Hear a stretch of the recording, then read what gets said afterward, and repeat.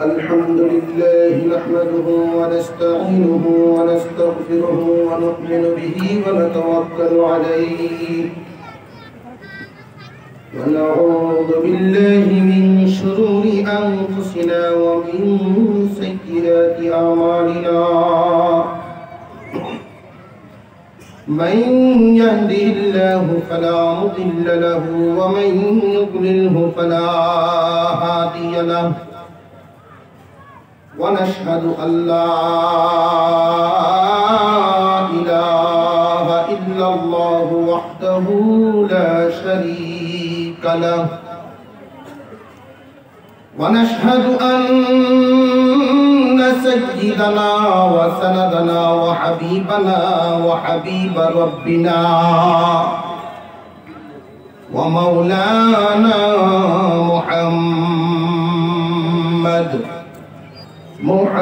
محمدا عبده ورسوله الذي أرسل إلى الناس كافة بشيرا ونذيرا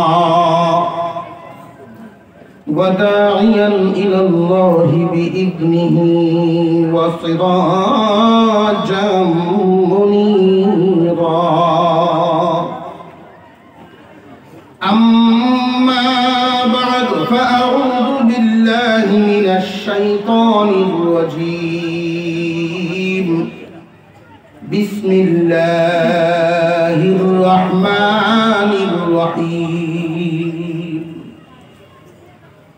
إذ قال يوسف لأبيه يا أبت إني رأيت 11 كوكبا والشمس والقمر رأيتهم لي ساجدين قال يا بني لا تقصص رؤياك على إخوتك فيكيدوا لك كيدا إن الشيطان للإنسان عدو مبين صدق الله العظيم. وقال رسول الله صلى الله عليه وسلم من قرأ سورة الإخلاص ب10 بني له بيت في الجنة وصدق رسوله النبي الكريم ونحن على ذلك من الشاهدين والشاكرين والحمد لله رب العالمين. اللهم صل على محمد وعلى آل محمد كما صليت على إبراهيم وعلى آل إبراهيم إنك حميد مجيد. اللهم بارك على محمد وعلى آل محمد كما باركت على إبراهيم وعلى آل إبراهيم إنك حميد مجيد.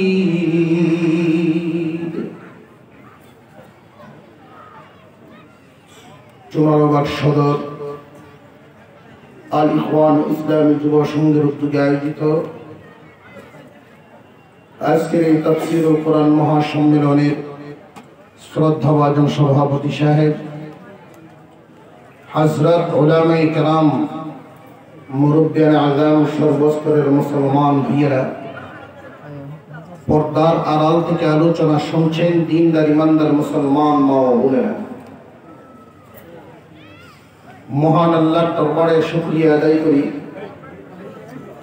যিনি অত্যন্ত দয়া করে এলাকার বহু মানুষ থেকে বাছাই করে আমাদেরকে আজকের এই দামি কাজ, দামি জায়গা তাফসীরুল কোরআন মাহফিলে অংশগ্রহণের তৌফিক দান করেছেন। এজন্য সকলেই বলি আলহামদুলিল্লাহ। সম্মানিত উপস্থিতি, আজকের এই সম্মেলনের সংবাদ প্রচারণা অনেক আগের থেকেই হচ্ছে। এলাকার বহু মানুষ জানেন আজকে এখানে তাফসীরুল কোরআন মাহফিল হবে। অনেক মানুষ জানার পরেও সবাই এখানে আসতে পারেন নাই। আল্লাহ যার দিকে নেক নজরে কমপক্ষে 70 বার তাকান, সেই নেক কাজে অংশগ্রহণ করতে পারে। আমরা এখানে যারা আসতে পেরেছি আল্লাহর দরবারে শুকর আদায় করি, প্রত্যেকেই বলি আলহামদুলিল্লাহ। আমি আপনাদের সামনে পবিত্র কোরআনুল কারীমের সূরা ইউসুফ থেকে একটু অংশ তিলাওয়াত করেছি। ঘোষকের ঘোষণা শুনেছেন সূরা ইউসুফ থেকে আলোচনা করার জন্য। তো সূরা ইউসুফ পবিত্র কোরআনুল কারীমের ভিতরে আল্লাহ পাক ছোট বড় 500 ঘটনা বর্ণনা করেছে।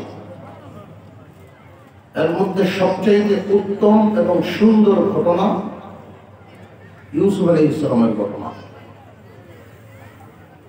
সূরা ইউসুফের মাধ্যমে আল্লাহ পাক মানুষকে অনেক দিকের ইঙ্গিত প্রকাশ করেছে। কোন মানুষ যদি চায় আমি একজন রাইটার হব, সূরা ইউসুফ থেকে শিক্ষা গ্রহণ করতে পারবে। প্রায় 23 থেকে 25 জন পয়গম্বরের আলোচনা আল্লাহ পাক কোরআনের নাম উল্লেখ করেছেন। এর মধ্যে ইউসুফ আলাইহিস সালামের যে জীবনীটা ফার্স্ট টু লাস্ট ধারাবাহিকভাবে বর্ণনা করেছেন। অন্য কোন পয়গম্বরের জীবনী আল্লাহ এভাবে বর্ণনা করেন নাই। অন্য কোন পয়গম্বরের জীবনী এইভাবে বর্ণনা করেন নাই। ইউসুফ আলাইহিস সালামের জীবনী কেন করলেন? তার কারণ হলো কোরআন থেকে মানুষ সব ধরনের সুবিধা পেতে পারে। কেউ যদি চায় সুন্দর একটা সংসার, সুন্দর একটা সমাজ গঠন করতে, কোরআন থেকে শিক্ষা নিতে পারবে। কেউ যদি চায় আমি বিজ্ঞান, একজন বিজ্ঞানী যদি কোরআন থেকে জ্ঞান অর্জন করতে চায়, কোরআনুল কারীম থেকে বিজ্ঞানীও জ্ঞান অর্জন করতে পারবে, দার্শনিক জ্ঞান অর্জন করতে পারবে। একজন লেখক যদি জীবনী লিখতে চায়, ধারাবাহিকভাবে যেহেতু কোনো মানুষের জীবনী নিয়ে আলোচনা হয় নাই, আল্লাহ পাক এই জন্য একজন পয়গম্বরের জীবনী ধারাবাহিকভাবে তিনি আলোচনা করলেন, যাতে একজন মানুষ কারোর জীবনী আলোচনা করলেও লিখলেও ধারাবাহিকতা এইভাবে রক্ষা করতে পারে। এত লম্বাও করেন নাই মানুষ তো ধৈর্য হয়ে যাবে, এত খাটোও করেন নাই যে মানুষ বিষয়টা বুঝবে না। আল্লাহ তাআলা সূরা ইউসুফের মাধ্যমে আমাদেরকে কিছু দিক নির্দেশনা দিয়েছেন। আমরা প্রথমেই বুঝবো সূরা ইউসুফ আল্লাহ তাআলা কখন কোন কারণে নাজিল করেছিলেন। হুজুর আকরাম সাল্লাল্লাহু আলাইহি ওয়াসাল্লাম তখন মক্কায় ছিলেন, হিজরত করেন নাই। হিজরতের কিছুদিন আগে একদল মানুষ রাসূলের সামনে হাজির হয়ে তারা প্রশ্ন করলো, ও মুহাম্মদ, তুমি যদি সত্যি আল্লাহর নবী হয়ে থাকো তাহলে আমাদেরকে একটা ইতিহাস সম্পর্কে জ্ঞান দাও। বনী ইসরাঈল তাদের আদি বাড়ি, আসল বাড়ি তো ছিল সিরিয়ার কানান নগরে। এই বনী ইসরাঈল মিশরের বাসিন্দা কেমনে হইল? ওরা তো সিরিয়ার মানুষ, কানান নগরের মানুষ, মিশরের বাসিন্দা তারে কিভাবে হলো? এর ইতিহাসটা মুহাম্মদ তুমি আমাদেরকে বলিয়া দাও। তুমি যদি সত্য নবী হয়ে থাকো তাহলে আল্লাহর পক্ষ থেকে জিবরাইলের মাধ্যমে তোমাকে এই ঘটনা জানিয়ে দেওয়া হবে, তাহলে আমরাও এই সত্য ঘটনাটা জানতে পারবো। ইউসুফ আলাইহিস সালামের ঘটনা তখনও মানুষের মুখে মুখে মক্কা মদিনায় বিভিন্ন দেশের মানুষ জানতো, কিন্তু জানাটা ছিল এমন এক দল আরেক দলের সাথে মিশলে আলোচনা করলে একে অপরের সাথে মিলত না। যেই কপিগুলো মানুষেরা লেখালেখি করত এক একজনের কপি এক এক রকম ছিল। ইউসুফ আলাইহিস সালামের ঘটনা অনেকভাবে অনেকে বর্ণনা করত। এই জন্য সাহাবায়ে কেরামেরও একটা আগ্রহ জাগলো। আর যারা জিজ্ঞাসা করেছেন তারাও তো জানতে আসছেন আমাদের নবী কি সত্য নবী নাকি মিথ্যা নবী, এটা প্রমাণ করার জন্য তারা আসছে। আল্লাহ পাক রব্বুল আলামিন আপনার আমার পয়গম্বরের উপরে সূরা ইউসুফ নাজিল করে একটা ইঙ্গিত দিয়ে দিলেন। ইউসুফ আলাইহিস সালামের যে অবস্থা ছিল, তার ভাইয়েরা ওনার সাথে যে শত্রুতা করে ওনাকে বিপদে ফেলেছেন, দেশ ছাড়া করেছেন, আল্লাহ রাব্বুল আলামিন দয়ার মাধ্যমে ইউসুফকে প্রতিষ্ঠিত করেছেন। মক্কার মানুষদেরকেও এই সূরা নাজিল করে একটা ইঙ্গিত দেওয়া হয়েছে, আজকে মুহাম্মাদের সাথে তোমরা যে বিরোধিতা করছো, দেশ থেকে তাড়িয়ে দেওয়ার যে চক্রান্ত করছো, দুনিয়ার থেকে সরিয়ে দেওয়ার যে চক্রান্ত করছো, এমন একটা সময় আসবে আল্লাহ পাক মুহাম্মদকে প্রতিষ্ঠিত করবেন, তার ধর্মকে প্রতিষ্ঠিত করে দিবেন। কোরআন থেকে যদি আমরা শিক্ষা নিই, শুধু সেই দিন নয়, বর্তমান পরিস্থিতির দিকেও লক্ষ্য করলে দেখা যায় একদল মানুষ উঠে পড়ে লাগে কোরআনের বিরুদ্ধে, উঠে পড়ে লাগে কোরআনকে নিভিয়ে দেওয়ার জন্য। কিন্তু আল্লাহ নিজে কোরআনের জিম্মাদারি নিয়েছেন। কোরআনকে কেউ যদি নিভাতে চায় সে নিভে যাবে, কোরআন নিভবে না। ইতিহাস আমাদের সামনে এই কথাই বলে। তো আমার মূল উদ্দেশ্য হলো, মূল আলোচনার বিষয় হলো ইউসুফ আলাইহিস সালামের ঘটনা। এখানে 111 আয়াত বিশিষ্ট সূরা, 111 খানা আয়াত বিশিষ্ট সূরা আলোচনা করলে ধারাবাহিকভাবে কয়েকটা অধিবেশন দরকার। তো শুরু থেকে আমরা একটু শুরু করি। কোরআনের আলোচনা শুনলে অনেক ফায়দা, অনেক ফায়দা, অনেক ফায়দা। একজন মানুষ যদি কোরআনের একটা হরফ উচ্চারণ করেন, আল্লাহ তাকে একটা নেকি দেন। এই একটা নেকি 10টা নেকির সমান। আমরা আলোচনা শুরু করি, মনোযোগের সাথে আপনারা শুনবেন। আল্লাহ যেন আমাদের সবাইকে বুঝার তৌফিক দান করেন, বলুন আমিন। ইউসুফ আলাইহিস সালাম, ওনার পিতার নাম ইয়াকুব আলাইহিস সালাম। ইয়াকুব আলাইহিস সালাম আল্লাহর নবী, ওনার পিতার নাম ইসহাক আলাইহিস সালাম। ইসহাক আলাইহিস সালাম আল্লাহর একজন নবী, ওনার পিতার নাম ইব্রাহিম আলাইহিস সালাম। উনিও আল্লাহ পাকের একজন খলিল, আল্লাহর একজন মহান পয়গম্বর। সম্মানের পুত্র সম্মানী, সম্মানের পুত্র সম্মানী, সম্মানীর পুত্র সম্মানী। আমরা তো মনে করি যার কাছে চেয়ার থাকে, ক্ষমতা থাকে, ওই মানুষটাই সম্মানী। তো আল্লাহর কাছে সম্মানী হইল উনি যে আল্লাহর হুকুম বেশি মানে। আল্লাহর হুকুম যে যত বেশি মানে, আল্লাহর কাছে তার সম্মান ততই বেশি। সমাজের মধ্যে, দেশের মধ্যে যদিও আমরা তাদেরকে সম্মান দিতে জানি না, কিন্তু আল্লাহর কাছে তারা মহান সম্মান।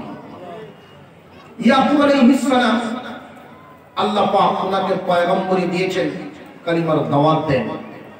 ওনাকে দিন দুনিয়ার বহু নিয়ামত আল্লাহ তাআলা দান করেছেন। ওনার ছেলে সন্তান ছিল 12 জন। ইউসুফ আলাইহিস সালামের ভাইয়েরা তারা ছিলেন 12 জন। এই 12 জন আবার এক মায়ের সন্তান ছিলেন না, তারা ছিলেন ভিন্ন মায়ের সন্তান। ইউসুফ এবং বিনয়ামিন, তারা 2 ভাই ছিলেন এক মায়ের সন্তান, বাকি 10 জন ছিলেন অন্য মায়ের সন্তান। একাধিক সংসার করেছিলেন ইয়াকুব আলাইহিস সালাম। 10 ভাই ছিল এক পক্ষে, 2 ভাই হলো আরেক পক্ষে। 10 ভাই বড়, বাকি 2 ভাই ছিল ছোট। এই ছোট 2 ভাইয়ের মধ্যে ইউসুফ আলাইহিস সালামকে ইয়াকুব আলাইহিস সালাম খুব বেশি আদর করতেন। বেশি আদর কেন করতেন? একজন পয়গম্বর, উনি তো ইনসাফওয়ালা। অনেকের প্রশ্ন জানতে পারে, উনি নবী হইয়া 10 সন্তান 12 সন্তানের মধ্যে ইউসুফকে শুধু একা বেশি আদর করতেন, তার কারণটা কি? ভাই, একটা বিষয় ভালো করে জেনে রাখবেন, পিতা এবং মাতার কাছে প্রত্যেক সন্তানই আদরের দিক থেকে সমান। কোন মা বাবা সন্তানকে ভিন্ন চোখে দেখে না, প্রত্যেক সন্তানই মাতা পিতার কাছে সমান। কিন্তু সন্তানের আচার আচরণের মাধ্যমে মা বাবার কাছ থেকে অনেক সময় বেশি আদর, বেশি ফায়দা হাসিল করে নিতে পারে। ইউসুফ আলাইহিস সালামের আচার আচরণ, চাল চলন এমনই ছিল, বাকি 11 ভাইয়ের চাইতে উন্নত। ইয়াকুব আলাইহিস সালাম ইউসুফ আলাইহিস সালামকে যে বেশি আদর করতেন, মুফাসসিরিনে কেরাম কয়েকটা কারণ উল্লেখ করেছেন। এর মধ্যে একটা কারণ হলো ইউসুফ আলাইহিস সালামের আম্মা ওনাদেরকে ছোট রেখেই দুনিয়া থেকে বিদায় হয়ে গেছে। যেই সন্তানের ছোটবেলায় মা মারা যায়, বাবার দয়া সন্তানের প্রতি বেড়ে যায়।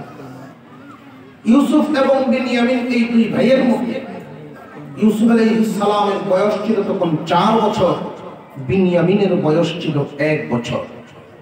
1 বছরের শিশুকে যে কেউ খানা খাওয়ায় আদর করে ঘুম পড়াইয়া দিলে মার জন্য এত চিল্লাচিল্লি কান্নাকাটি করে না, কিন্তু 4 বছরের বাচ্চাটা মার জন্য বেশি বুকায়। যে কারোর কাছে থাকতে চায় না, যে কারোর সাথে আদর নিতে চায় না, মার জন্য খুব বেশি কান্নাকাটি করে। যে কারণে ইয়াকুব আলাইহিস সালাম অনেকটাই আদর ওনাকে বেশি করতেন, পাশে রাখতেন, একসাথে ঘুমাইতেন, একসাথে খাইতেন। কোন জায়গায় বেড়াতে গেলেও উনি নিজেকে সাথে করে নিয়ে যাইতেন।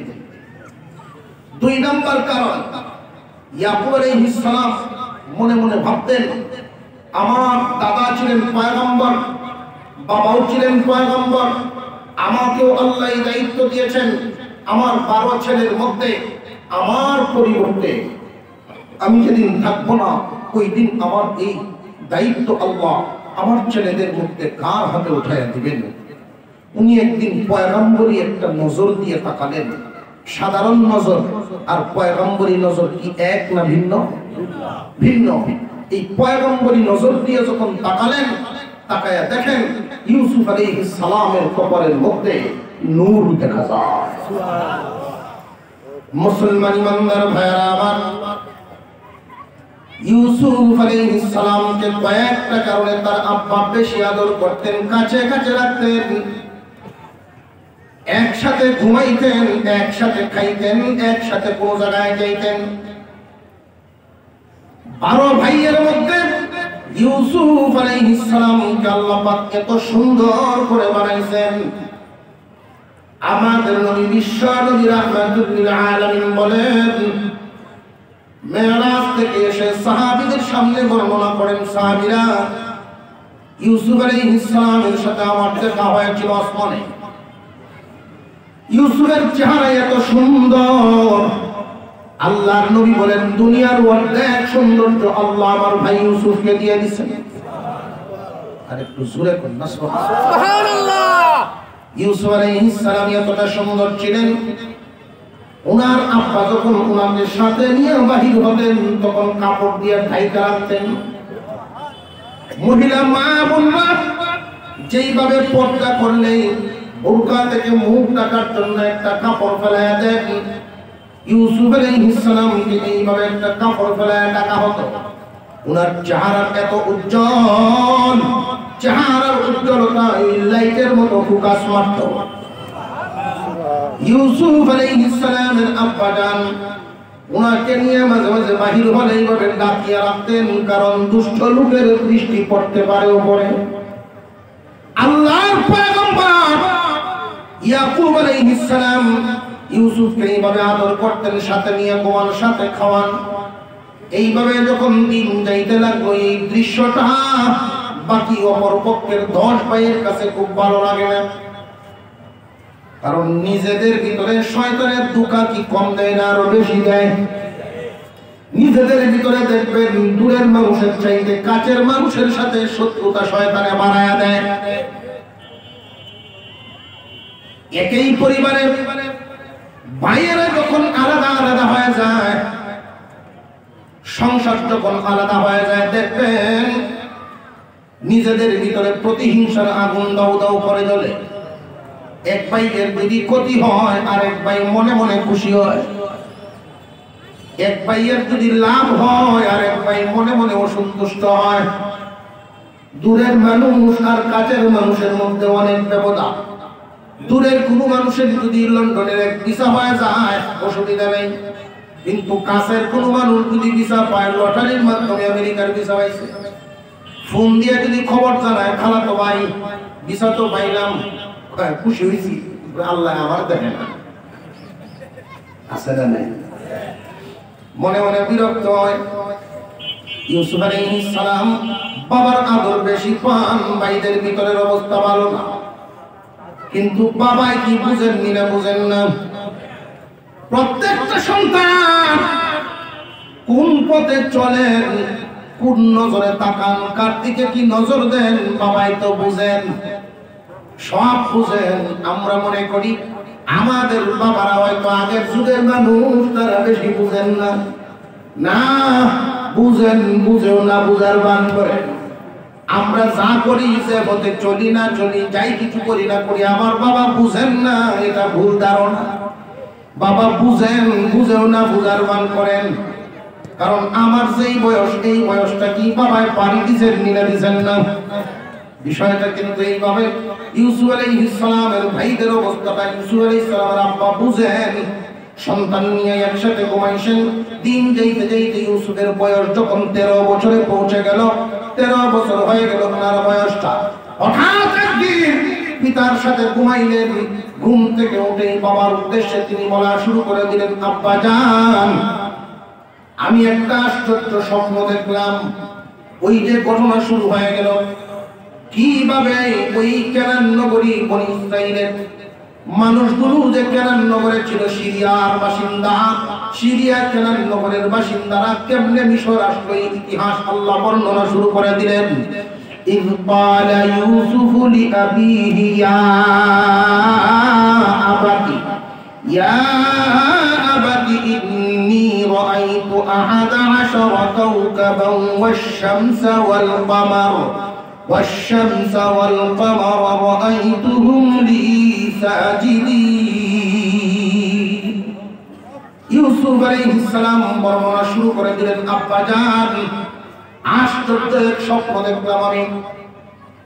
আকাশে 11টা তারকা, চাঁদ এবং সূর্য আমি ইউসুফকে সম্মান জানাইবার জন্য সেজদা দেয়। আমি এই আশ্চর্য স্বপ্ন দেখলাম। ইউসুফ আলাইহিস সালামের এই স্বপ্নটা শুনে ইয়াকুব আলাইহিস সালাম ভীষণ খুশি হয়ে গেলেন। এমন খুশি হইলেন, সন্তান যদি প্লাস পায় তাহলে বাবা কি খুশি না খুশি। সন্তানের ভালো কাজ দেখলে পিতা সন্তুষ্ট হইয়া যেই ভাষা ব্যবহার করেন, নিজের নাম উল্লেখ না করে অন্যান্য শব্দ দিয়ে ডাকার প্রচলন আমাদের সমাজে আছে না নেই? নাম পায় না, বাবা শোনা সান অন্য শব্দ দিয়ে ডাকে। ইয়াকুব আলাইহিস সালাম ইউসুফ আলাইহিস সালামের প্রতি এতটাই খুশি হয়ে গেলেন, নাম বলে ডাকেন নাই, ইউসুফ বলে ডাকেন নাই, তিনি ডাক দিলেন, ক্বালা ইয়া বুনাই, হে আমার প্রিয় সন্তান, তোমার এই স্বপ্নটা বরকতপূর্ণ স্বপ্ন, এটা কিন্তু তুমি তোমার ভাইদের কাছে বর্ণনা করিও না। আমার কাছে বলছো, তোমার ভাইদের কাছে কিন্তু বর্ণনা করবা না। ইউসুফ আলাইহিস সালাম বলছেন তো তার বাবার কাছে। খুব ভালো করে বুঝবেন, এখানে একটা নিয়ম ভালো জেনে রাখা দরকার। স্বপ্ন তো আমরাও দেখি, দেখি কিনা দেখি না? স্বপ্ন আমরাও দেখি। স্বপ্ন 3 প্রকার। আল্লাহ পাক রব্বুল আলামিনের পক্ষ থেকে কিছু স্বপ্ন আছে, এটাকে বলে স্বপ্নে রহমানি। কোন কোন স্বপ্ন হলো শয়তানি, কোন কোন স্বপ্ন হলো নফসানি। একজন মানুষ সারাদিন যা করে ঘুমায়ও তা করে। হিফজখানায় দেখবেন ছোট ছোট বাচ্চারা সারাদিন পড়াশোনা করে ঘুমায়ও কোরআনের আয়াত টান মারে, আছে না নাই? একজন মানুষ সারাদিন ব্যবসা বাণিজ্য করে, রাতে যখন ঘুমায়ও ওইটার দাম 13, ওইটার দাম 17। দিদি খেলা দেয় কি 13 আর 17। সারাদিন যে ব্যবসা করে এইটাই ঘুমায় করে নফসানি। কোন শয়তানে মাঝে মাঝে ভয় দেখানোর জন্য ডর ভয় দেখায়, এটা শয়তানি স্বপ্ন দেখলেই বোঝা যায়। এরপরেও যদি নিজে নিজে না বোঝেন তাহলে কোন স্বপ্ন হয় রহমানি, আল্লাহর পক্ষ থেকে স্বপ্ন দেখানো হয়। মুমিন মুসলমানকে আল্লাহ মাঝে মাঝে ইঙ্গিত দেওয়ার জন্য যে স্বপ্ন দেখান, ওহির 40 ভাগের 1 ভাগ হইল মুমিনের স্বপ্ন। মুমিনের স্বপ্ন বড় সঠিক, আল্লাহর পক্ষ থেকে ইঙ্গিত দেওয়ানো হয়, কিন্তু বুঝা বড় কঠিন। সবাই তো স্বপ্ন বুঝে না। যদি না বুঝেন তাহলে বুঝার মতো লোকদের সাথে স্বপ্নের পরামর্শ করবেন। আমাদের অভ্যাস হলো স্বপ্ন দেখি ঠিক, কিন্তু যার তার সাথে বর্ণনা শুরু করে দিই। স্বপ্ন দেখার পরে যার তার সাথে বলা যাবে না, যোগ্য লোকের সাথে বলতে হবে, যিনি স্বপ্নের সঠিক ব্যাখ্যা দিতে পারবেন। আপনার জানা মতে আপনার এলাকায় যিনি নির্ভরযোগ্য আলেম আমল বলা লোক, এইরকম হক্কানি লোকদের সাথে স্বপ্নের ব্যাখ্যা নিয়ে আলোচনা করবেন, তাহলে সব সঠিক পরামর্শ পাবেন। আর যদি বেজাগায় আলোচনা করেন, এক তো স্বপ্নের বরকত নষ্ট হবে, ভুল পথের সিদ্ধান্ত হবে। স্বপ্ন দেখছে কবরের মুর্দার সাথে মুসাফা করে। স্বপ্ন দেখিয়া বিবির সাথে আলোচনা করেন, স্বপ্ন তো একটা দেখছি এক মুর্দার সাথে আমার মুসাফা হচ্ছে। বিবি তো খুব খেপা দিছে, হ্যাঁ তুমি এই স্বপ্ন দেখতে গেলে, এই স্বপ্নটা কেন দেখলাম, অন্য স্বপ্ন দেখলাম। স্বপ্নকে আমি ইচ্ছা করে দেখছি নাকি, খুব টেনশনে পড়লো। বিবি তো আর কথা মান না। তো উনি চাটা খাওয়ার জন্য মুড়ে একটু বাইরেছে, দোকানে যে চা খাইতেছেন। তো চায়ের দোকানগুলো তো বুঝতেই পারেন এক একটা সংসদ ভবন, আড্ডাখানা। চায়ের দোকানের মধ্যে যে বসছেন, চা একটা হাতে নিচ্ছেন। তার একজনের জিগায় কি ব্যাপার, চেহারাটা খুব একটা মলিন মলিন ভাব মনে যেতেছে, ভালো না। একটা স্বপ্ন দেখছি খুব বেতালা। কি দেখছো বল হয়নি। চায়ের দোকানে উনি স্বপ্ন বলা শুরু করছেন যে আমি স্বপ্ন দেখলাম কবরের মুর্দার সাথে মুসাফা করছে। আরেকজন আরেক মা বাপ থেকে ও চা খায়। তোমার স্বপ্নের ভাবে বোঝা যায় তুমি বেশি দিন টিকতা না। এই লোক যাই 2টা দিয়েছেন, চা কাপ ছুঁয়ে দিচ্ছে।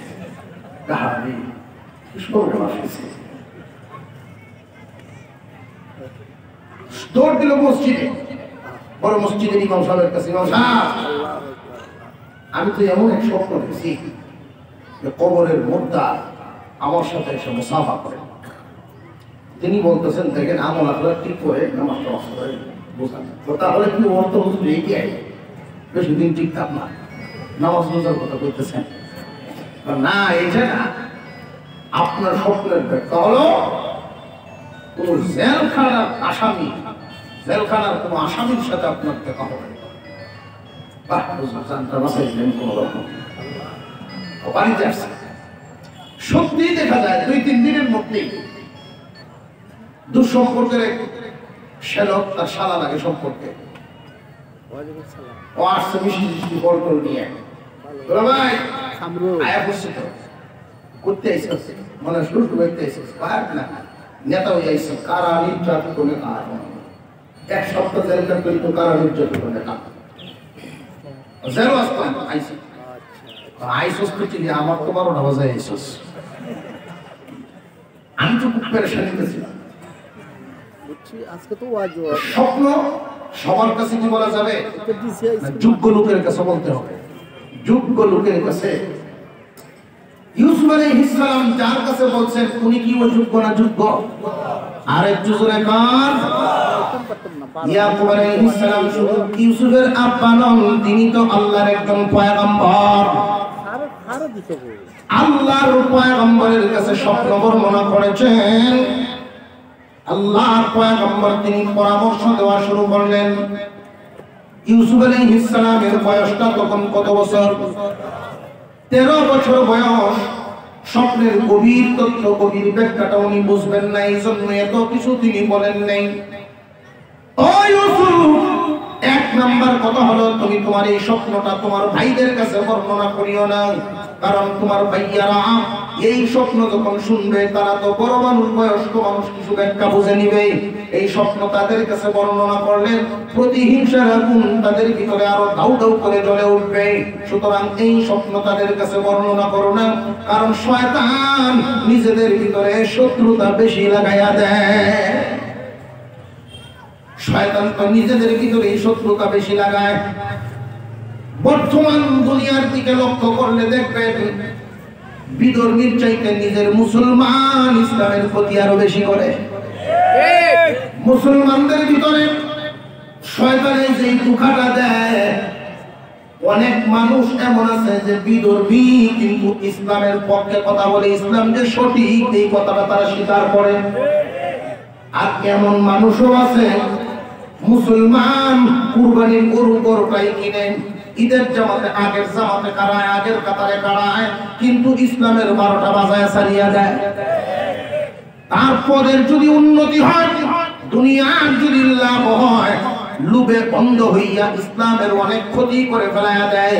খুব ভালো করে বুঝবেন, আজকে দেখা যায় আলেম ওলামাদের বিরুদ্ধে যারা অবস্থান নেয় তারা বেশিরভাগই মুসলমান।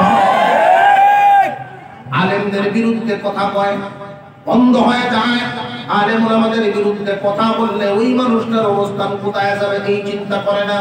কোরআনের বিরুদ্ধে যে কথা বলে কোন অবস্থায় তার ঈমান আকীদা পৌঁছে যাবে এই চিন্তা করে না। নিজেদের ভিতরে নিজে যে একজন মুসলমান আরেক মুসলমানের বিরুদ্ধে কথা বলে এই চিন্তা ভাবনা করে না। খুব সাবধান, জেনে রাখবেন শয়তান নিজেদের ভিতরে দ্বন্দ্ব লাগাইবার জন্য চেষ্টা বেশি করে। ও ভাইয়েরা আমার, ইসলাম আমাদেরকে কুরআন নামক যে গ্রন্থ আল্লাহ রাব্বুল আলামিন দিয়েছেন, আমাদেরকে বিভিন্ন দিকের দিক নির্দেশনা দিয়েছেন। কোন পরিবারে যদি 5 ভাইয়ের সদস্য থাকেন, নিজেদের ভিতরে মিল মহব্বত বেশি রাখবেন। দুনিয়ার তুচ্ছ বিষয় নিয়ে নিজেদের ভিতরে দ্বন্দ্ব রাখবেন না, কারণ নিজেদের ভিতরে দ্বন্দ্ব শক্তি কমায়া দেয়। নিজেদের দ্বন্দ্বটায় নিজেদের শক্তি কমায়া দেয়। 5 ভাই 7 ভাই যদি একসাথে একত্রে এক মন নিয়ে থাকতে পারেন, সামাজিকভাবে উন্নত থাকবেন, ধর্মীয় কাজ করলেও শক্তি পাবেন। وكذلك يجتبيك ربك ويعلمك من تأويل الأحاديث ويتم نعمته عليك وعلى آل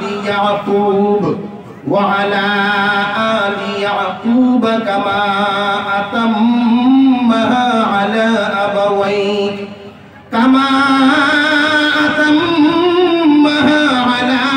أبويك من قبل إبراهيم وإسحاق إن ربك عليم حكيم। ইয়াকুব আলাইহিস সালাম ইউসুফ আলাইহিস সালামকে সান্ত্বনা দিচ্ছেন, স্বপ্নের ব্যাখ্যাটা সামান্য বোঝাচ্ছেন। ও ইউসুফ, তোমার এই স্বপ্নে একটা ইঙ্গিত বহন করছে যে আল্লাহ তোমাকে কবুল করবেন, আমার পরিবার পরিজন থেকে তোমারে কবুল করবেন, এবং তোমার মাধ্যমে আমার পরিবার পরিজনের উপরে আল্লাহ ইহসান করবেন, নিয়ামত দান করবেন।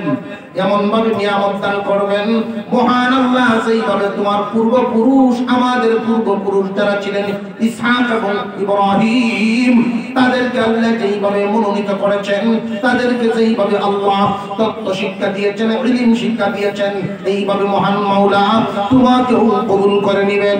তোমার মাধ্যমে তোমার পরিবার পরিজন সবার উপরে নিয়ামত দিয়ে পরিপূর্ণ করে দিবেন। এই কথাগুলো যখন বলতেছিলেন, 10 ভাই, ওই বাকি 10 ভাই যখন বাড়ির থেকে বাহির হয়, বিবিদেরকে বলিয়া যায়, তোরা কিন্তু কান লাগায়া শুনবে আমার আব্বা এবং ইউসুফের মধ্যে কি কথোপকথন হয়। সৎ ভাইয়ের প্রতি একটা ঋষাঋষি জিদাজিদি বাপ আছে। সৎ ভাই আব্বাজান যদি ভাইকে কোনো কিছু দিয়া দেয়, মর্যাদা অথবা দুনিয়ার সম্পদ যাই কিছু দেয় না দেয়, তাদের দুইজনের আলোচনাটা একটু মনে মনে কান লাগায়া শুনবে।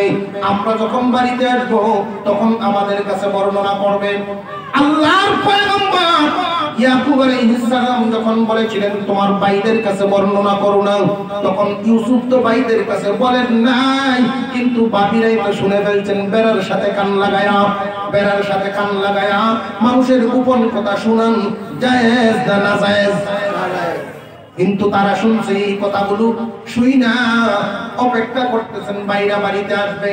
ভাইয়েরা যখন বাড়িতে আসেন তখন দেখবেন ওই ভাইদের মধ্যে মানুষের সামাজিক অবস্থা হলো এই, ছেলেদের মধ্যে অনেক ছেলে এমন আছে বাহির থেকে বাড়িতে আইসা প্রথমেই মা বাবার রুমে ঢুকবেন।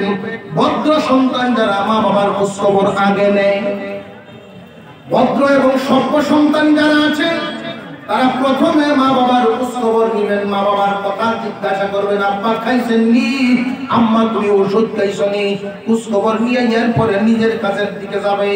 আর যে সমস্ত সন্তানরা অভদ্র হয়, মাথা পিতার অবাধ্য সন্তানরা, তারা যখন বাড়িতে আসে বাবার প্রয়োজনে যদি ডাক দেয় আচরণ ভালো করে না। এখন বুঝে ডাক দেওয়া সময় মাত্র আইলাম কাছ থেকে অবস্থা বলো না, কিন্তু বিবি যদি ডাক দেয় তখন কিন্তু রাগ করে না। বিবি সব ডাক দিলে মনে হয় জিব্রাইলে ডাক দিছে, কান লাগায় গিয়ে শুনে। এই মানুষগুলো বিবি ভক্ত, বিবি ভক্ত হইলে অসুবিধা আছে ভাই, বিবি ভক্ত হইলে অসুবিধা। আল্লাহর পয়গম্বর বলেন বিবির এত ভক্ত হইও না যাতে মা বাবা সন্তুষ্ট হইয়া যায়। মাথা পিতার প্রতি ihsanপূর্ণ ব্যবহার করতে। ইউসুফ আলাইহিস সালামের ভাইয়েরা যেই মাত্র তারা বাড়িতে আসছেন, ভাবিরা বলতেছেন কিছু কথা আছে, গোপন কিছু কথা। যেই মাত্র বলছে গোপন কিছু কথা, দোষু ভাই একসাথে আইসা ভাবিদের সামনে দাঁড়াইছে, কি ব্যাপার কৌশলী। তখন বলা শুরু করলো, ইউসুফ ঘুম থেকে উঠেই আব্বার কাছে বলছেন এক স্বপ্নের কথা। স্বপ্ন কি বানাইয়া কইছে, আসলে কি বানাইয়া কইছে না সত্য স্বপ্ন? তারা বলতেছে স্বপ্ন এক কইছে, আসমানের 11টা তারকা, চাঁদ এবং সূর্য ইউসুফকে নাকি সম্মানের সেজদা দিছে। এই স্বপ্ন বর্ণনা করেছেন ইউসুফ। ভাইয়েরা বলে এরপরে আব্বাই কি বলছেন, যে আব্বাই বলছেন এই স্বপ্ন ভাইদের কাছে বর্ণনা করা যাবে না, শয়তান তো প্রকাশ্য শত্রু, মানুষের নিজেদের ভিতরে দ্বন্দ্ব শুরু করে দিবে, তোমরা নাকি চক্রান্ত করবা। তখন দেখবেন ভাইদের ব্যাপারে, ভাইদের বিরুদ্ধে যদি ভাবিরা সামান্য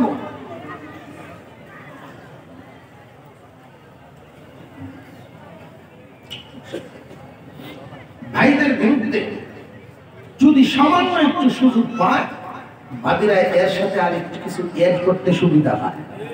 আর একটু জোরে কর ভাই, ভাবি ওদের সমস্যা।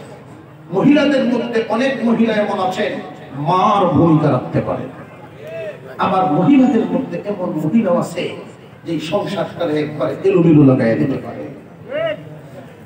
ইউসুফ আলাইহিস সালামের ভাইয়েরা যখন আসলেন বর্ণনা শুরু করে দিলেন, তোমার বাবা এই কথা বলছে, ইউসুফকে নাকি তোমার 12 ভাইয়ের মধ্যে ইউসুফরই আল্লাহ নির্বাচন করবেন এবং তার উপরে সকল নিয়ামত দিবেন, তার উসিলায় তোমরা নিয়ামত পাইবা। 10 ভাই কেপসে, হ্যাঁ আমরা আগের পক্ষের সন্তান, নিয়ামত পাইবে তো আমরা হইতাম। অনেক দেখবেন অনেক পীর দুনিয়া থেকে বিদায় হয়, যেমন ধরেন এই যে বর্তমানে গেল দেওয়ানবাগি, আছে না নাই? এরকম অনেক পীর দুনিয়া থেকে বিদায় হয়ে যায়, সন্তানটা পরে এই পীরের গতি লইয়া পরে টানাটানি শুরু করে দেয়। কে হইবে এই গতির নিশি, কে হবে সম্মানের অধিকারী? ও ভাই, সম্মানের অধিকারী, ইলমের অধিকারী, এই লাইনের মর্যাদা পিতায় সন্তানকে দিতে পারে না, সন্তানে অর্জন করে নিতে হয়। আমি এক মুরিদকে জিজ্ঞাসা করছিলাম, তুমি আগের পীরের মুরিদ ছিল বুঝলাম, এখন তো আগের পীর নাই, আগের পীরের কাছে গিয়ে নাচানাচি গাওয়াগাওয়ি করতা, পীর তো মারা গেছে, এখন মাজারে গিয়ে নাচো, ছেলের কাছে গিয়ে এই আগের কাম করো। কই হুজুর বুঝবেন না এগুলো আপনারা? আমরা বুঝতাম না, এত কঠিন কোরআন শরীফ বুঝে যাই মাঝে মাঝে, আমরা এটা বুঝতাম না। কই হুজুর দেখেন, আমি একটা কথা জিজ্ঞাসা করি, বাবায় যদি সম্পদ রেখে যায় 1 কোটি টাকা, তাহলে বাবার ইন্তেকালের পরে এই মালের মালিককে ছেলে এইভাবে পাইছে, উত্তরাধিকার সূত্রে বাবার বিরানিটা ছেলে পাইছে। আমি তাকে জিজ্ঞাসা করলাম, মনে করুন আপনার বিবি সন্তান সম্ভবা, ডাক্তার বলেছেন অবশ্যই সিজার লাগবে, ডাক্তারের সিরিয়ালও দিয়ে রাখছেন, ডাক্তারও ঠিক করা আছে আগামীকাল সকাল 10টায় সিজার হবে। এখন রাত্রেই ডাক্তার সাহেব মারা গেলেন। যেই ডাক্তার মারা গেলেন পরের দিন সকালবেলায় আপনার বিবির তো সিজার লাগবে। এখন তার বাসার সামনে গিয়ে যদি বলেন যে হ্যাঁ আমি আমার বিবি নিয়ে আসছি, ডাক্তার মারা গেছে, তো কি হয়েছে, যুগাল যন্ত্র তো আর কবর নিয়ে গেছে না, ছেলেও যেহেতু আছে তো ডাক্তারের ছেলেরে দিয়ে আপনার বিবি সিজার করাইবেন। হুজুর মাথা কি খারাপ হয়েছে না? অত ডাক্তারি পড়তে হবে, এরপরে ডাক্তার হবে। ঠিক সেম বিরানি অর্জন করাটা আল্লাহর কাছ থেকে নিজে কামাই করতে হবে, বাপে দিলেই হবে না। মুসলমান ইমানদার ভাইরা আমার, 10 ভাইয়ের মধ্যে প্রতিহিংসার আগুন জ্বলে গেল। পয়গম্বর ছিলেন ইব্রাহিম আলাইহিস সালাম, ওনার পরে পয়গম্বর হলেন ইসহাক আলাইহিস সালাম, তারপরে পয়গম্বর হলেন ইয়াকুব আলাইহিস সালাম। ওনার পরে এই সম্মানের আসন কে নিবেন? এই সম্মান আল্লাহ কাকে দিবেন? আল্লাহ যাকে ইচ্ছা তাকে দিবেন নাকি নিজেরা চাইলে? 10 ভাইয়ের মধ্যে টানাটানি শুরু হয়ে গেল যে না না ইউসুফকে নির্বাচন করবেন, এটা হয় না। আমার আব্বা ইউসুফকে বেশি আদর করেন, আদর বেশি করতেছেন, এটা আর মেনে নেওয়া যায় না, আর সহ্য হয় না। ইউসুফ এবং তার ভাই বিনিয়ামিন তারা দুজনকেই আমাদের তুলনায় বেশি আদর করেন, অথচ আব্বা ভুল পথে আছেন। ভুল পথে কেন জানেন? ভুল পথে আছে এই কারণেই তারা কথা বললো নাহনু উসবাতুন, আমরা হলাম শক্তিশালী একটা দল। আব্বাই যদি ধর্মীয় কাজ করেন তবু শক্তির দরকার, আমরা হলাম শক্তিশালী দল, পরিবার চালানোর জন্য আমরা শক্তিশালী দল। অথচ আব্বা ইউসুফরে আদর বেশি করেন আমরা তুলনায়, আর সহ্য করা যায় না। এই ইউসুফের এই অবস্থাটা আমরা মেনে নিতে পারি না। মক্কার মানুষগুলো ইউসুফ আলাইহিস সালামের ঘটনা শুনতে চাইছেন। আল্লাহ পাক রব্বুল আলামিন ঘটনা তো নাযিল করলেন, এই কথাটাও বলে দিলেন লাকাদ কানা ফি ইউসুফ ওয়া ইখওয়াতিহি আয়াতুল লিসাইলিন। নিশ্চয়ই নিশ্চয়ই ইউসুফ এবং তার ভাইদের ঘটনার মধ্যে জিজ্ঞাসুদের যারা জিজ্ঞাসা করিয়াছে তাদের জন্য শিক্ষা রহিয়াছে। যারা জানতে আসছে, মক্কার মানুষ জানতে আসছে, তাদের জন্য মহান শিক্ষা রহিয়াছে। মক্কার কিছু কিছু মানুষ বলতো নবী হিসেবে আল্লাহ মুহাম্মদকে কেন কবুল করলো? তার চাইতে পয়সাওয়ালা লোক, তার চাইতে শক্তিওয়ালা লোক তো মক্কায় আরো আছে। আল্লাহ যে পছন্দ করছেন শক্তি দেখা না চরিত্র দেখে, নীতি আদর্শ যোগ্যতা দেখে মহান আল্লাহ পাক নির্বাচন করেছেন। এইভাবে ইউসুফের ভাইয়েরাও সিদ্ধান্ত নিল। তারা মনে মনে ভাবতেছে আমরা তো শক্তি বেশি, তাহলে ইউসুফকে আল্লাহ কেন কবুল করবে, আমাদের থেকে কেন কবুল করবেন না? সুতরাং ইউসুফকে আর বাবার সামনে রাখা যাবে না। তারা বলাবলি শুরু করে দিল, ইউসুফকে আর মাফ করা যাবে না। ইয ক্বালু লা ইউসুফু ওয়া আখুহু আহাব্বু ইলা আবিনা মিন্না ওয়া নাহনু উসবা ইন্না আবানা লাফি যালালিম মুবিন। আব্বা ভুলের মধ্যে আছেন, প্রকাশ্য ভুলের মধ্যে আছেন আব্বাজান। আমরা 10 জনের প্রতি এই 2 ভাইয়ের, আমরা 10 জনের চাইতে 2 ভাইয়ের প্রতি মায়া মহব্বত বেশি। আব্বা ভুল করতেছেন, সুতরাং এটা মানিয়ে নেওয়া যায় না, মানিয়ে নেওয়া যায় না। তখন শয়তান তাদেরকে ধোঁকা দেওয়া শুরু করে দিল। কি ধোঁকা দিল শয়তান? শয়তান তাদেরকে প্ররোচনা দেয়, উকতুলু ইউসুফ, ইউসুফকে মেরে ফেলা হোক, ইউসুফকে মেরে ফেলো, তাহলেই দেখবে সব শেষ হয়ে যাবে, আদর যত্নের ভাগাভাগি কিছু আর থাকবে না। ইউসুফকে মেরে ফেলো, উকতুলু ইউসুফ আও ইতরাহুহু আরদা, অথবা দেশান্তর করিয়ে দাও, যদি তোমার বাবার সামনে ইউসুফ আর না থাকে তখন অবস্থাটা হবে ইয়াখলু লাকুম ওয়াজহু আবিকুম ওয়া তাকুনু মিন বাদিহি কওমান সালিহিন। আমার আব্বার সামনে আমাদের বাবার সামনে যদি ইউসুফ না থাকে, তারে যদি মারিয়া ফেলি অথবা দেশান্তর করিয়া দেই, কোন জায়গায় ফেলিয়া দিয়ে আসি, তখন তো আব্বার সামনে আমরা ছাড়া আর কোনো গতি থাকবে না। তখন পিতার কাছে আমরাই প্রিয় পাত্র হয়ে উঠব। আর এই যে অপরাধ করব, অপরাধ করার পরে তওবা করে ভালো মানুষ হয়ে যাইব। জান্নে শূন্য অপরাধ। কোন মানুষকে যদি জিজ্ঞাসা করেন সুদ কেন খাও, কয় হুজুর এখন ওয়াজ করেন না, 2-4 বছর খাই নাই, এরপরে তওবা করে ভালো হয়ে যাবে। আছে না নাই? মাইক বন্ধ হয়ে গেছে মনে হয়, সাউন্ডটা লক্ষ্য করেন। মানুষের মধ্যে অনেক মানুষ এমন আছে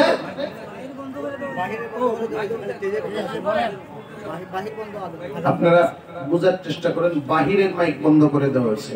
আপনারা শুনতেছেন তো? আপনাদের কোনো অসুবিধা নাই তো? আচ্ছা আচ্ছা, সব বন্ধ হোক, আপনাদের শুনতে কোনো অসুবিধা না হইলে। বাহিরে আজান হচ্ছে, বিভিন্ন মসজিদে নামাজ হবে, এই জন্য বাহিরের মাইক গুলো বন্ধ করে দেওয়া হয়েছে। কিন্তু আমাদের ওয়াজ চলবে, এখানে আজান পরে হবে, জামাতও পরে হবে। আপনাদের অসুবিধা নাই তো? ইউসুফ আলাইহিস সালাম দুনিয়ার থেকে যদি বিদায় হয়ে যান, বাবার সামনে না থাকেন, ভাইদের মনে মনে আদর যত্ন যা আছে আব্বার, এটা পুরাটাই আমরা পাবো। ভাইদের মধ্যে বড় ভাই যিনি ছিলেন, 10 ভাইয়ের মধ্যে এই বড় ভাই একটু দয়াশীল বেশি। ফ্যামিলির মধ্যে দেখবেন বড় সন্তানের দয়া মায়া ছোটদের প্রতি একটু বেশি থাকে। এটার বাস্তব প্রমাণ দেখি আমরা পারিবারিক ভাবে। ছোট বাচ্চাটার বয়স যদি 3 বছর হয়, বড়টার বয়স 10 বছর হয়, 3 বছরের বাচ্চায় 10 বছরের বাচ্চারে দুমা কিলানো শুরু করে দেয়। আছে না নাই? আর বড়টা এই পিঠা খাইয়া ওর মারে ডাকে, আম্মা গো আমারে মারে, তুই দেটা তখন হাসি পাবে। আছে না নাই? কারণ কি? দয়া মায়া। বড়টার দয়া মায়া ছোটর প্রতি থাকবে, এটাই স্বাভাবিক। ইউসুফ আলাইহিস সালামের যেই 10 ভাই, 10 ভাইয়ের মধ্যে সবার বড়জন তিনি বলেন, না না, হত্যা করার পক্ষে আমি নই। ইউসুফকে মেরে ফেলবা যেমনই হোক, যদিও সৎ ভাই, কিন্তু আমার বাবার সন্তান তো, হত্যা করার পক্ষে আমি নই, হত্যা করতে পারবা না। যদি তুই আমরার সাথে না থাকস তাহলে তোরেও কিন্তু ইউসুফের দশা করব। এখন তো বড় ভাইও পড়ছে বেকায়দায়। বড় ভাই বলেন, আমি তো তোদের দলের সাথে আছি, কিন্তু মারার পক্ষে আমি নই। বাবার আদর পাওয়াই হলো আমাদের উদ্দেশ্য। তাকে দেশান্তর করে দেইল, একটা কাজ করি, এমন জায়গায় ফেলে দেই যেন ইউসুফ জীবনেও আর কোনোদিন আমাদের বাড়িতে আসতে না পারে, জীবনেও আব্বার সামনে আসতে পারবে না। মারা তো ঠিক হবে না, আমাদের শরীয়তে মানুষ মারাটা বড় গুনার কাজ। মারবো না, দেশান্তর করে দেই, কোন একটা কুয়ার ভিতরে নিয়ে ফেলাইয়া দিব। কুয়ার ভিতরে ফেলাইয়া দিলে প্রতীক দল যদি আসেন সেখান থেকে উঠাইবে, যেই দেশের মানুষগুলো তারে উঠাবে সেই দেশে নিয়ে যাবে। জীবনে আর কোনোদিন ইউসুফ বাড়িতে আসতে পারবে না। তারা মোটামুটি ভাবে এই কথার মধ্যেই সিদ্ধান্ত নিল, ঠিক আছে বড় ভাই যা বলছেন আমরা তাই করব, জীবনেও যাতে বাড়িতে না আসতে পারে এই চিন্তাটাই আমরাও করব। কিন্তু এখন সমস্যা হলো, আব্বা তো ইউসুফকে চোখের আড়াল করেন না, হাতছাড়া করেন না। বাবার কাছ থেকে ইউসুফকে কেমনে নেওয়া? 13 বছর বয়স হয়ে গেল ইউসুফের। আব্বা যেদিকে যায় ইউসুফের সাথে সাথে রাখেন, হাতছাড়া করেন না। এখন তাকে হাতছাড়া কেমনে করানো যায়?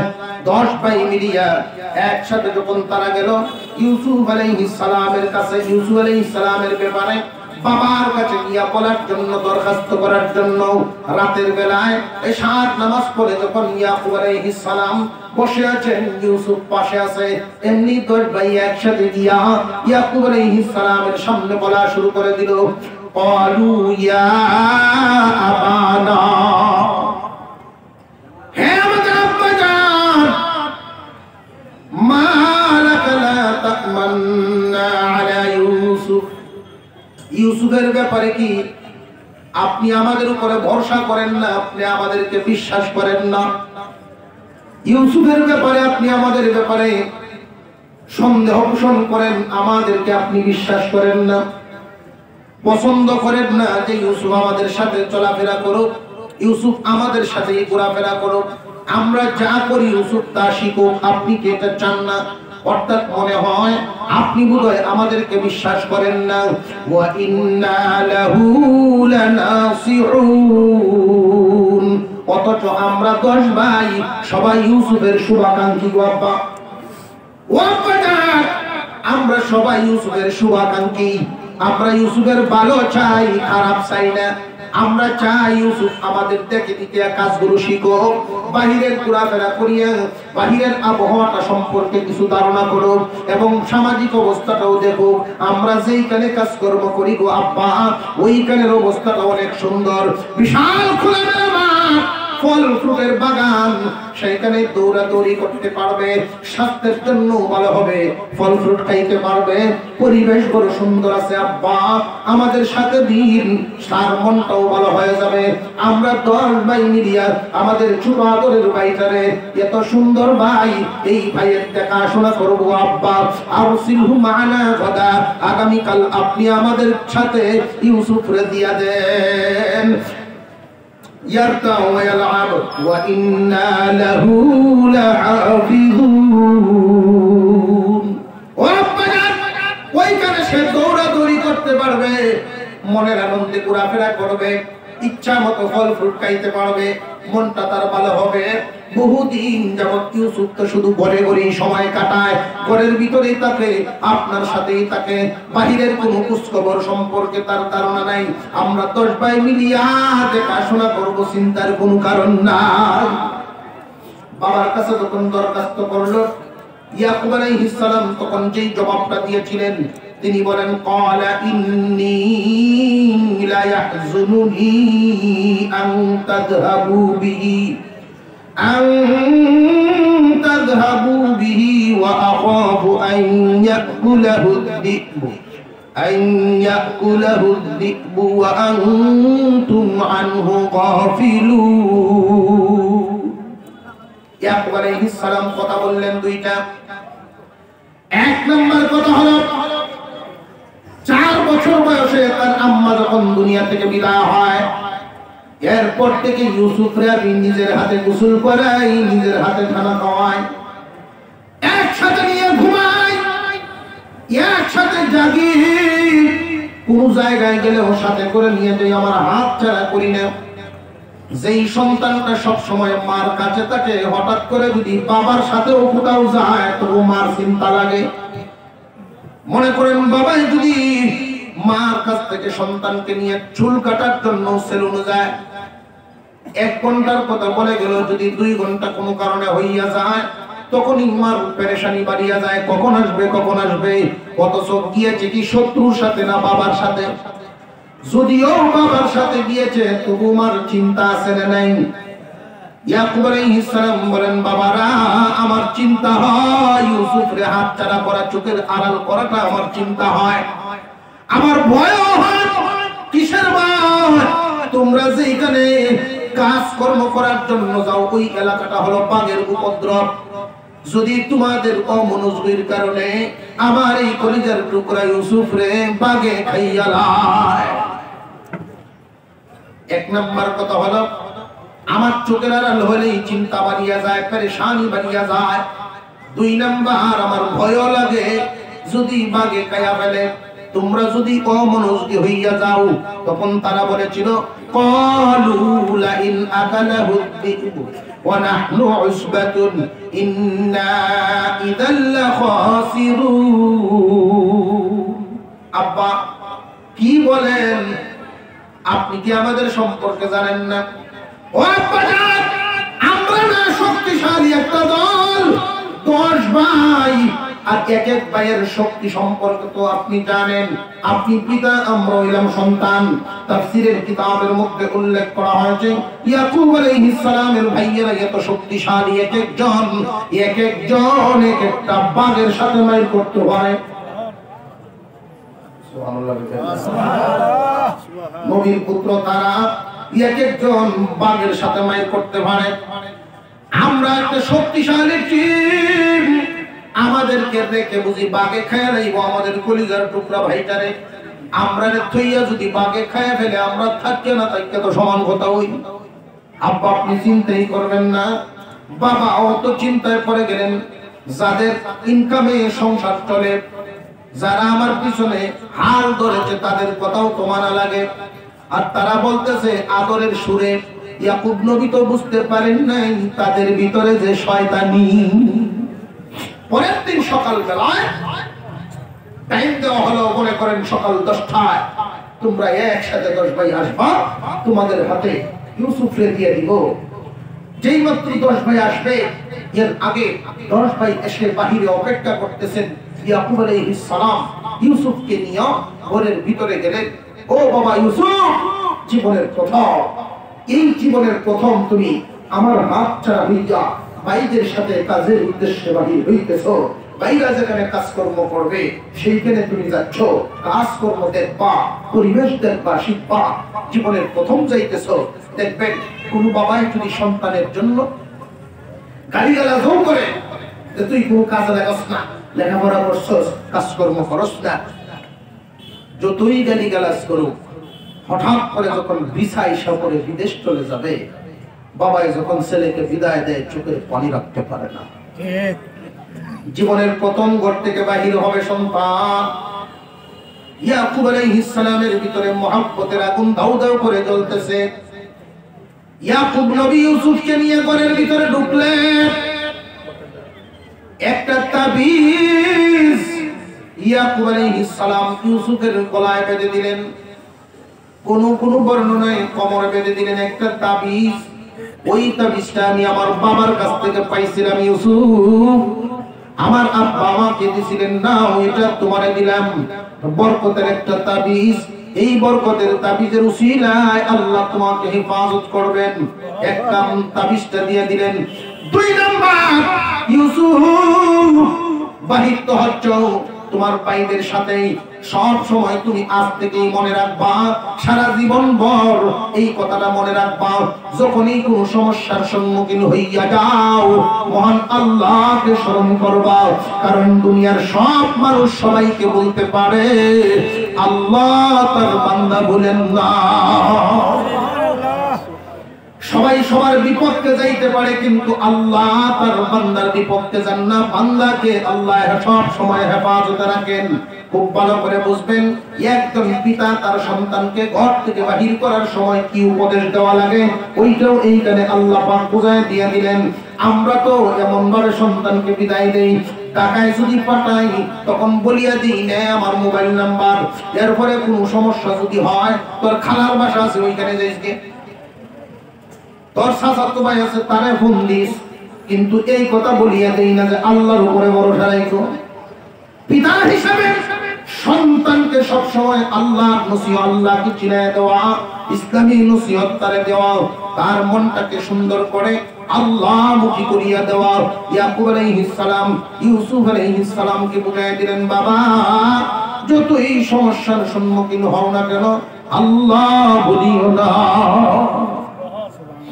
তারা যখন রওনা দিলে 10 ভাই বাবার সামনে এত মহব্বত দেখাইলো, এত মিল মহব্বত দেখাইছে।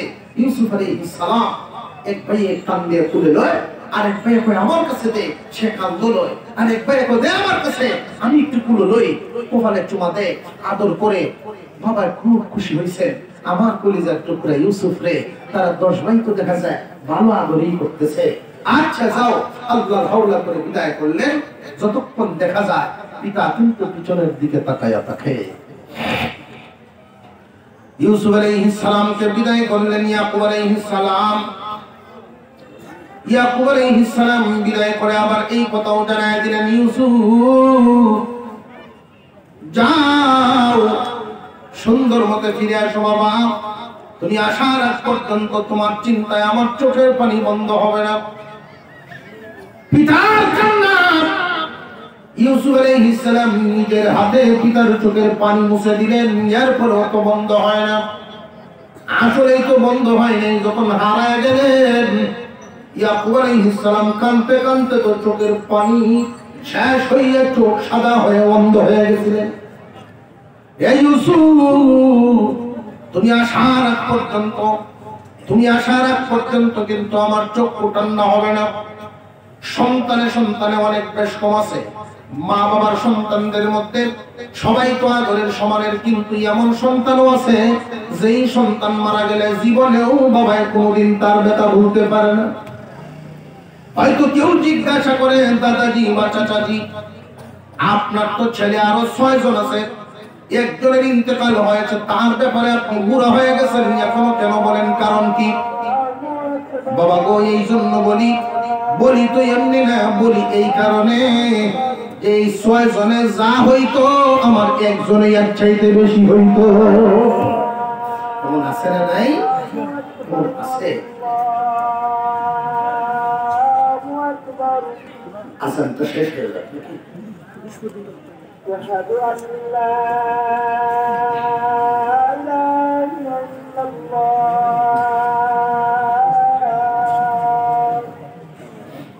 الله أشهد أن لا إله إلا الله.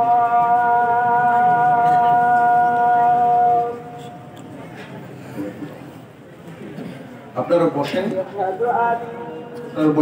আরো বয়ান হবে। আজানটা শেষ হোক, বয়ান আরো হবে।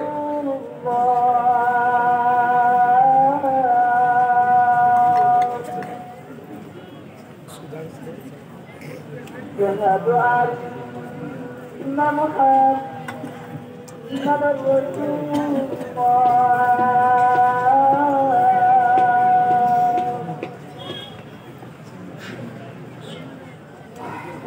على الصلاة،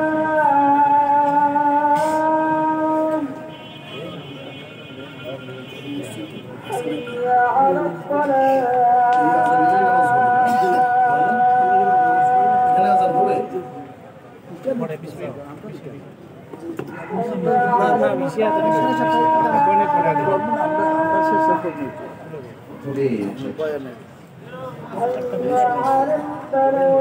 এখানে আজান হবে আলাদা, তাহলে তো আমরা বয়ান করতে পারি। জি, বয়ান বুঝছি।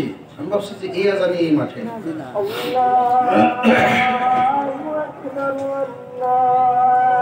ইউসুফ আলাইহিস সালামের ভাইয়েরা একসাথে নিয়ে রওনা দিলেন। তারাও দেখতেছেন বাবা তাকায় আছে, কথা বুঝতেছেন আপনারা?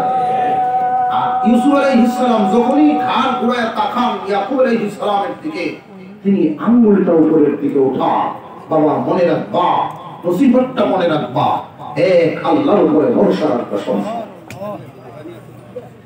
যাইতে যাইতে যখন ইউসুফ আলাইহিস সালাম আর তার ভাইয়েরা চোখের আড়াল হয়ে গেলেন, একটা পাহাড়ের আড়ালে ঢুকে গেলেন। আর যখন দেখা যায় না, পিতা দেখতেছেন না, ইয়াকুব নবী তো নির্ভয় আছেন, নিশ্চিন্তে আছেন, কিন্তু এর পরেও মায়া মহব্বতে চোখের পানি ঝরে।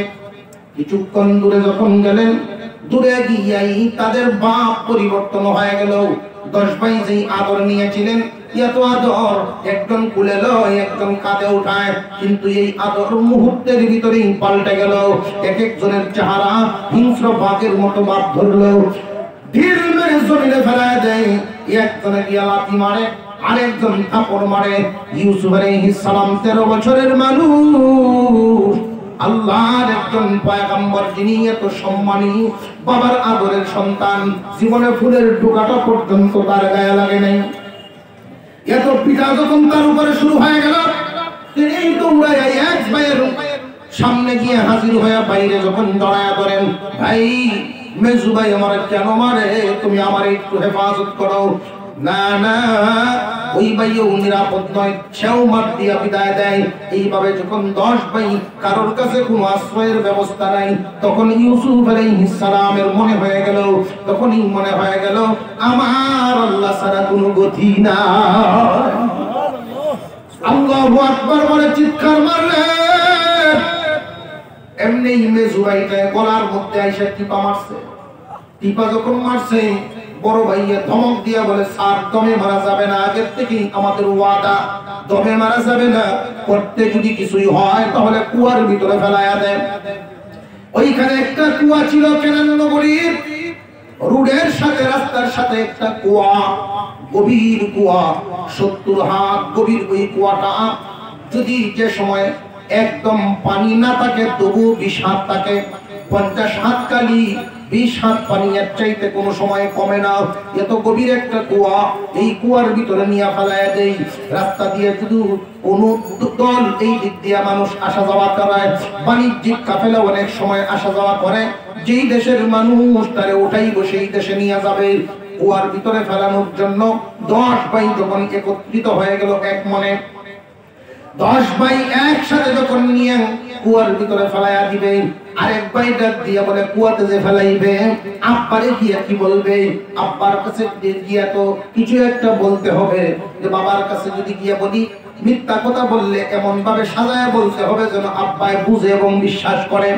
আরেক ভাইয়া কয় হ্যাঁ বলার মতো সুযোগ তো পাইলাম, বাবায় বলছিলেন তোদের মনে আছে নিজে বাগে খাওয়ার ভয় আব্বার ভিতরে আছে, এই কথাই গিয়া বলবো বাবা গো আপনি যে বলছিলেন আপনার কথাই সঠিক হয়ে গেল, আপনি তো আল্লাহর নবী, নবীর কথা বৃথা যায় না। কথা বুঝে আসতেছে? এটা কি বাবারে সম্মান দিয়ে কথা কইলো না বাবারে ভাম দিল? কথা বুঝে আসছে?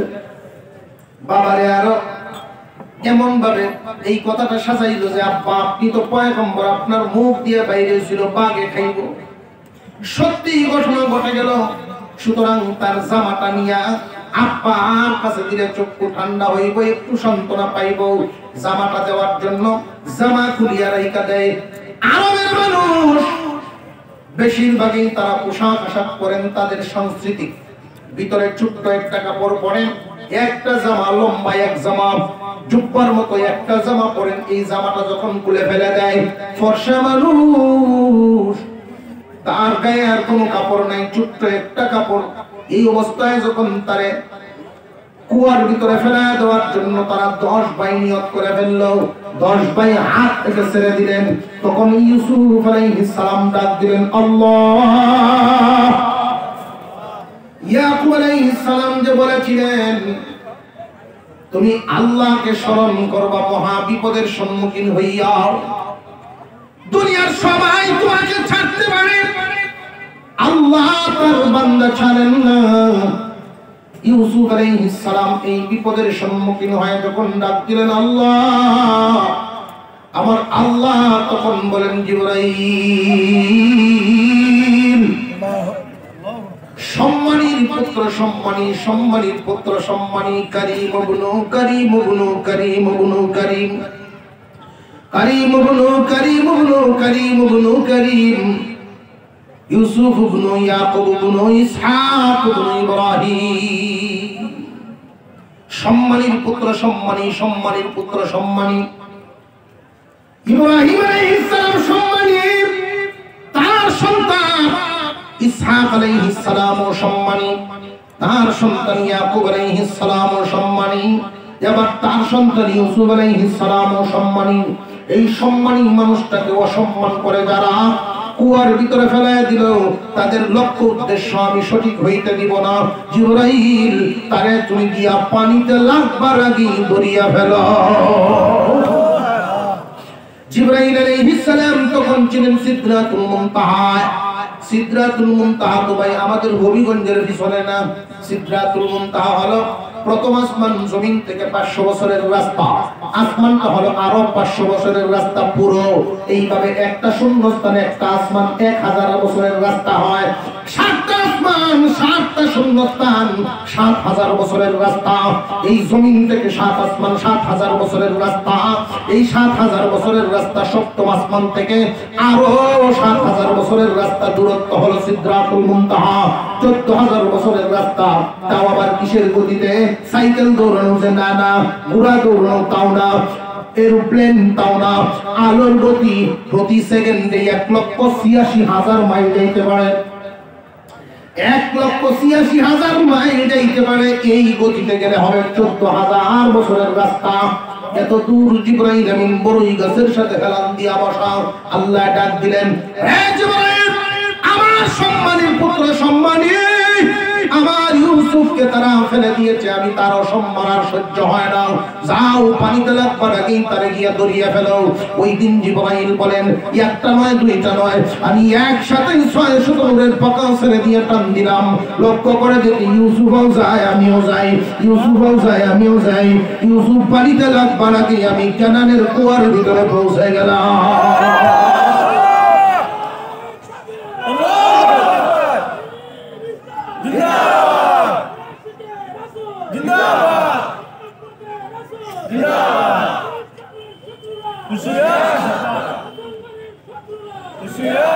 মুসলমান ভাইরা আমার, আল্লাহ পাক রব্বুল আলামিন জানায়া দিলেন, হে জিবরাইল, আমার সম্মানের পুত্র সম্মানের গায়ে কাপড় নেই, তার জামা পরায়া দাও। জিবরাইল আলাইহিস সালাম বলেন, এই মুহূর্তে জামা পাবো কোথায়? জান্নাত থেকে আনবো নাকি? জানা জান্নাতি জামা এখানে হাজির আছে। জান্নাতি জামা কোথায়?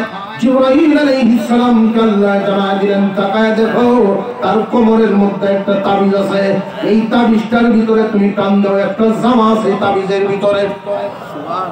এই তাবিজের ভিতরে জামা কোথায় থেকে আসলো? মুফাসসিরিনে কেরাম বর্ণনা করেন, যেই দিন ইব্রাহিম আলাইহিস সালামকে নমরুদের আগুনের মধ্যে ফেলা হয়, ওই দিনও তার গায়ের কাপড় খুলে ফেলা হয়েছিল।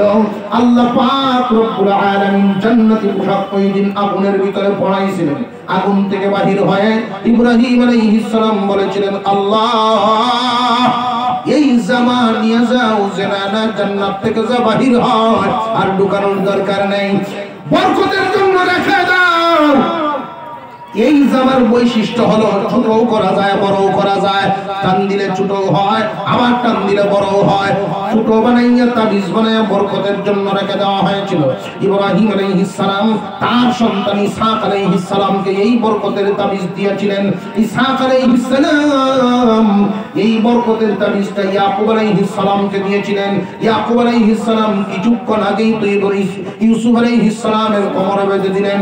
রে জিবরাইল, টান দাও, এই জামাটা টান দিয়ে ইউসুফকে পরাইয়া তারে একটা অভয় বাণী শুনায় দাও। চিন্তার কোনো কারণ নাই, ভাবনার কোনো কারণ নাই। 10 ভাইয়ের মারের কারণে তার ভিতরে ভয় ঢুকে গেছে, ভিতরে ভয় আসার কারণে তর করে কাঁপতেছে, তারে তুমি অভয় বাণী শুনায় দাও। আমি আল্লাহর পক্ষ থেকে অভয় বাণী শুনায় দাও। জিবরাইল আমিন তখন অভয় বাণী শোনায় দিলেন। আল্লাহ পাক বলিয়া দিলেন, এই বাণীটা শোনায় দাও, ওয়া আউহাইনা ইলাইহি লাতুনাব্বিআন্নাহুম বিআমরিহিম হাযা ওয়া হুম লা ইয়াশউরুন। ও ইউসুফ, আজকে তারা তোমাকে এই অপমান অপদস্থ করে লাঞ্ছিত করে কুয়ার ভিতরে নিক্ষেপ করে দিল। এমন একটা দিন আসবে যেই দিন তারা ভিক্ষুকের বেশে তোমার সামনে হাজির হবে। তুমি বর্ণনা করবে, তুমি ঠিকই চিনবে, কিন্তু ওরা তোমাকে চিনবে না। আল্লাহ তোমাকে এমন একটা স্থান, মর্যাদার স্থানে আদিষ্ট করবেন, এমন একটা স্থানে তোমাদেরকে আল্লাহ তোমাকে উঠায় দিবেন। তারা তোমার সামনে ভিক্ষুকের সামনে বেশে হাজির হবে। তুমি তাদেরকে চিনবে, বর্ণনা করবে, কিন্তু তারা তোমাকে চিনবে না। অভয় বাণী পাইলেন, 3 দিন সেখানে থাকবেন। ওই দিক দিয়ার ঘটনা হলো ইউসুফ আলাইহিস সালামের ওই যে 10টা ভাই, এই 10 ভাই তারা জামাটা নিয়া মিথ্যা রক্ত মাখাইয়া রাতের বেলায় বাবার সামনে যখন হাজির হয়, ইয়াকুব আলাইহিস সালাম তাকায় আছে, কলিজার টুকরা ইউসুফ তাদের সাথে গিয়েছে, রাস্তার দিকে তাকায় আছে। গোনা শুরু করলে দেখা যায় 10 পুত্র আছে আর 1 পুত্র নাই। কিরে 10 জন আছে আর 1 জন নাই কেন? 10 জন যখন সামনে হাজির হয়, বাবার সামনে গিয়ে ওরা কাঁদিয়া কাঁদিয়া মিথ্যা কান্নার ভাব, চোখের পানি মিথ্যা পানি নিয়ে বাবার সামনে হাজির হয়। ওয়াজাউ আবাহুম ইশাআন ইয়াবকুন, কান্না কান্না অবস্থায় গিয়ে বাবার সামনে হাজির হয়। কাঁদিয়া কাঁদিয়া তারা বর্ণনা করে, আলু ইয়া আবানা ইন্না যাহাবনা নাস্তাবিকু ওয়া তারাকনা ইউসুফা ইনদা মাতাইনা ফাআখাযাহু الذئب وما أنت بمؤمن لنا ولو كنا صادقين আব্বাজান আমরা দৌড় প্রতিযোগিতায় গিয়েছিলাম 10 ভাই আমাদের 3 মাল সামান ছিল এই মাল সামানের কাছে ইউসুফরা রাইখে গেছিলাম আব্বা গো দৌড় প্রতিযোগিতা যখন হয় তখন সবাই তো সামনের দিকে যায় দৌড় দিয়ে সামনের দিকে যায় মালগুলোর কাছে ইউসুফরে যখন রাখিয়া গেলাম তখন একটা বাঘে আমার ভাই কলিজার টুকরা ভাইরে কায়া লাইছে আব্বা যদিও আমরা সত্যবাদী আপনি তো বিশ্বাস করবেন না আমাদের কথা যদিও আমরা সত্য কথা বলতেছি এই দেখুন প্রমাণ ইউসুফ আলাইহিস সালামের জামাটা তখন তার সামনে তুলে ধরা হলো যেই জামা তুলে আনছিলেন মিথ্যা রক্ত মাখাইয়া যখন বাবার সামনে তুলে ধরা হলো ওয়াজাউ আলা কামিসিহি বিদামিন কাযিব মিথ্যা রক্ত মাখাইয়া বাবার সামনে তুলে ধরছে বাবার সামনে যখন তুলে ধরছে বাবা তো পয়গম্বর তিনি কি বোকা না বুদ্ধিমান জেনে রাখবেন যেই যুগে যিনি নবী হন সবচেয়ে বড় জ্ঞানী হন আল্লাহ কোনো বোকা মানুষের নবুয়তি দেন না যেই যুগে যিনি নবী হন সবচেয়ে বড় জ্ঞানী হন ইয়াকুব আলাইহিস সালাম বলেন বাবারা রে রক্ত মাখা জামাটা তো আমার কাছে আনলা ঠিকই কেমন শিক্ষিত ভাবে খাইলো আমার রূপের জামাটা দিছিরা নাই আমার ছেলের জামা তো চিরা নাই একটা বুতাম পর্যন্ত ছিল না আমার পুত্রে বাইর করলো কেমনে রে ছেলেরা কেমন শিক্ষিত ভাবে খাইলো এমনি 10 ভাইয়ের ভিতরে এমনি চিপা মারছে করলামটা কি খুব সাবধান জেনে রাখবেন কোন মানুষ যদি ভুল করে ভুলের পিছনে আরো ভুল থাকে যেই বলে তার ধরা পড়ে